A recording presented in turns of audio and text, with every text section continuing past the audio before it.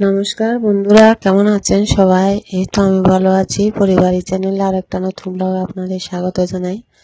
তো দেখুন, আজকে আমি আপনাদের সামনে কি নিয়ে আসছি। বেলের শরবত বানাবো। বেলটা প্রথমে একটু ধুয়ে ভালো করে পরিষ্কার করে পেটে নিয়েছি।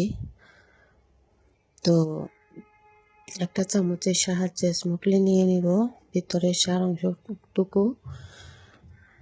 তারপর কি করব, এটা ভালোভাবে মেখে নিব। তো বন্ধুরা, স্কিপ না করে ভিডিওটি দেখতে থাকেন। শুরুতে একটা লাইক দিয়ে দিবেন, কমেন্টে লিখে জানাবেন কেমন লাগলো আজকের ভিডিও। যে সিজনে যেটা ফল একটু একটু খাওয়া ভালো। তো ফাল্গুন মাসে বেল খেতেই হয়, আমার মা জেঠিমারা বলেন আর কি। তো খুবই পাকা একটা বেল নিয়ে আসলো আমার হাজব্যান্ড।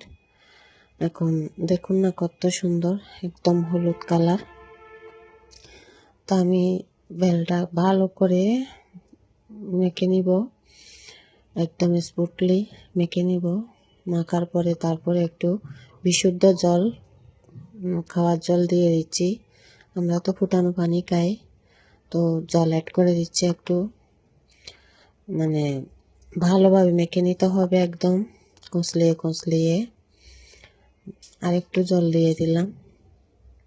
খুবই সুস্বাদু হয়েছিল আসলে। এরপর একটা হাতার সাহায্যে ভালোভাবে কষে কষে জুসগুলো নিংড়িয়ে নিব। তো এখন ভালোভাবে কষে কষে আমি সব নিয়ে নিচ্ছি। তো এরপরে আমরা চারজনেই খেয়ে নিব। ফাল্গুন মাসে বেল অনেক ধরনের আসলে প্রবাদ আছে না, তার মধ্যেই একটা হচ্ছে ফাল্গুন মাসে বেল খেতে হয়। তো আমার জুসটা একদম নিয়ে নিয়েছি ভালোভাবে।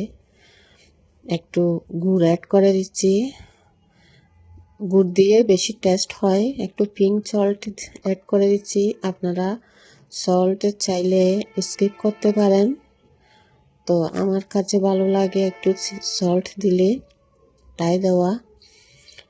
আর একটু জল অ্যাড করে দিচ্ছি, না হলে ঘনত্বটা একটু বেশি থেকে যায়। ভালোভাবে একটু গুলে নিচ্ছি চামচের সাহায্যে। গুড়টা আসলে ব্লেন্ড করে দিলে ভালো, না হয়তো দলা দলা থেকে যায়। তো রেডি হয়ে গিয়েছে আমার শরবত, এখন সবাই মিলে খেয়ে নিব। তো বন্ধুরা, ভালো থাকবেন, সুস্থ থাকবেন, সাবধানে থাকবেন। ধন্যবাদ, টাটা।